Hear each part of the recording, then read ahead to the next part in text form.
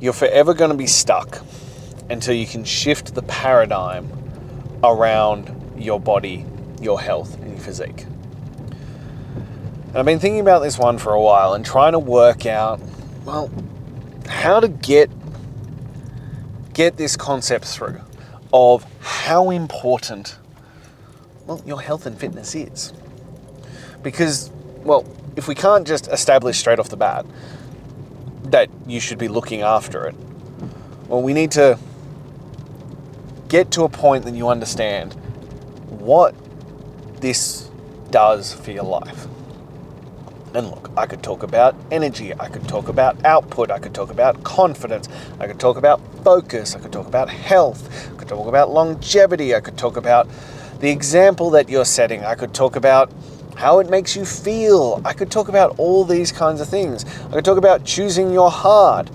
There are 1,001 different ways that we could cover this. But until you wrap your head around what we are talking about and why this matters so much, I think we're forever going to be in this battle. So let's shift the terminology. Let's look at it as a simpler version. It is a vehicle. Your body is a vehicle. It is the vehicle that allows you to live. It is the vehicle that allows you to do everything you do in life. Good, bad, or otherwise, it is the thing that determines how you show up. It's the vehicle that allows you to sit on your ass and watch TV and drink beer. Or the vehicle that allows you to go out and chase your dreams. The vehicle that lets you sit on the sidelines so that you can't participate with your kids. Or the vehicle that allows you to be the best dad ever and do the things that they want to do. Climb trees, jump off things, run, sprint, participate in everything they do. It is the vehicle that allows you to get there. Now the problem is that somewhere along the lines, we decided that this vehicle that we have is a beater. It's an old beat up car. It's that shit box that you buy off the side of the road, for $1,000. And your only goal is to get your $1,000 worth out of it. So you're going to ride that thing into the fucking ground. You don't give a shit. It's got cans on the floor. It's got rubbish stacked through it. It's never been washed. You don't give two tosses about it. It's just there to serve a purpose. And that purpose is to ride until it dies. You are not going to put any money into it. You are not going to care about it. You are not going to do anything. It just needs to get you from A to B in whatever fashion it does. And if it dies, it dies. And then you'll buy another one off the side of the road. This is how most people will treat their bodies. They view it as, well, a piece of shit. A shit box that doesn't deserve the attention. But in reality, it is the most sophisticated car. It is the most sophisticated vehicle under the sun. It is a gift from God, this beautiful machine that we have been blessed with. And if you treat it accordingly, it'll bless you back. It'll open up these opportunities.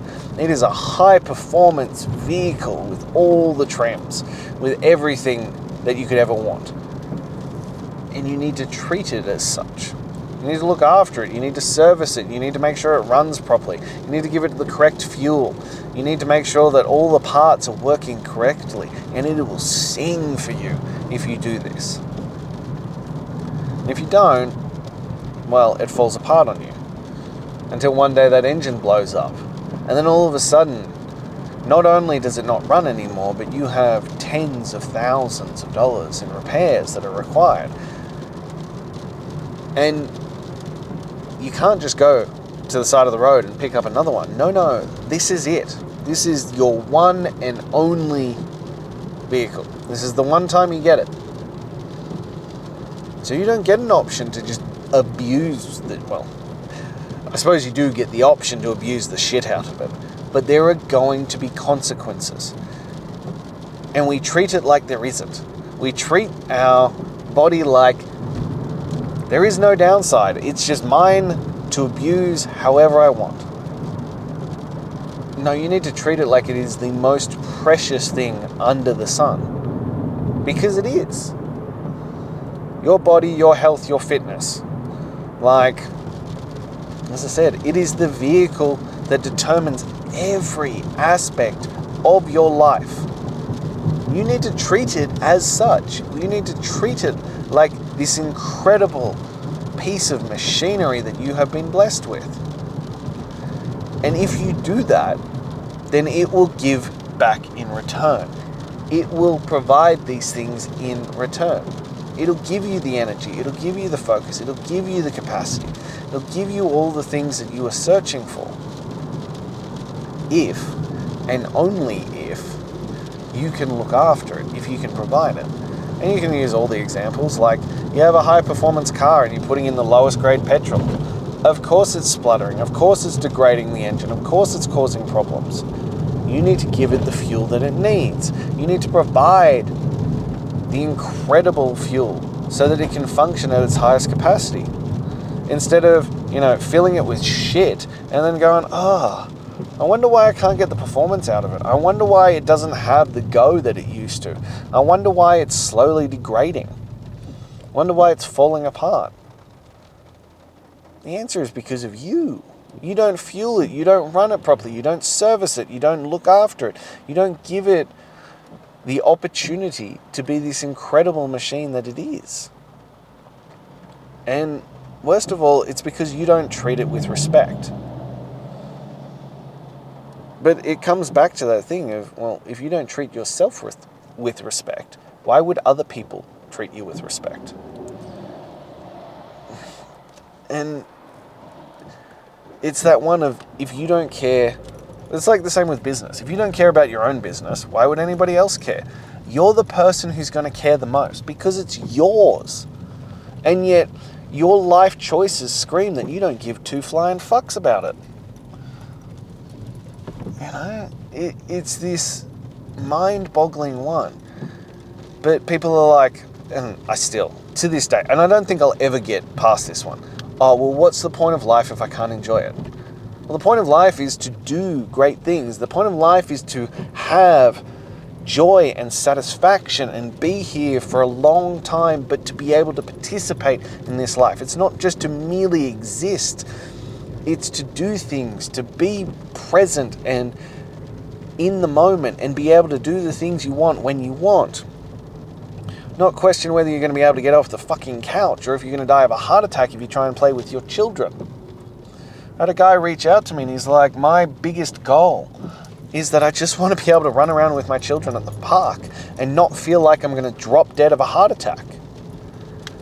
And I was like, that's a great fucking goal. But then turns around when presented with the solution and goes, oh, I couldn't possibly do that. Why the fuck not? Like, seriously, why the fuck not? If that's your biggest goal, if that's the thing, which I think is exactly one of those things that you should be aspiring to, you should be able to run around with your children, especially if they're fucking small.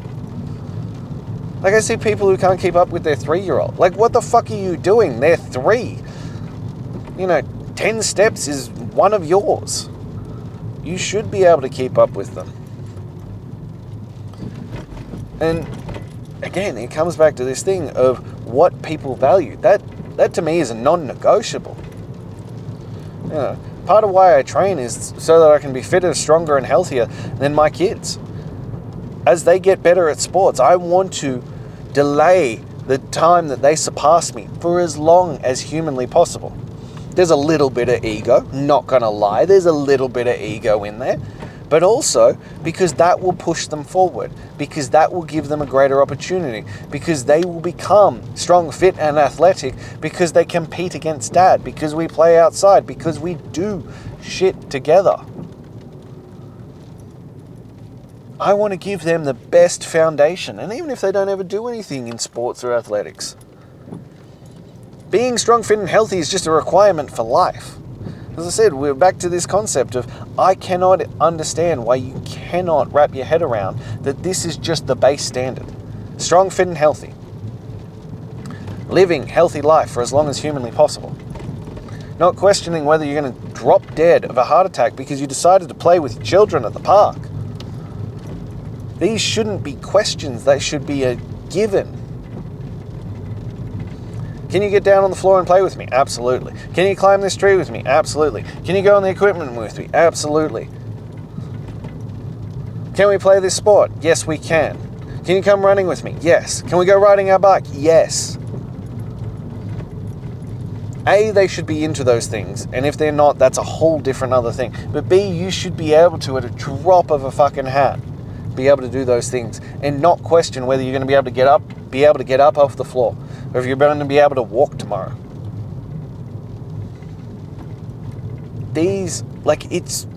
You only have one body, you have one life, you have one opportunity. Why are you squandering it on sedation, on pissing it away, on your creature comforts? Because what's the point of your life if you can't indulge in it? The point of your life is to do great things, is to build memories. I saw a quote the other day that was just a punch in the fucking guts, and it was that at this point in your child's life, you are just building the memories of their future.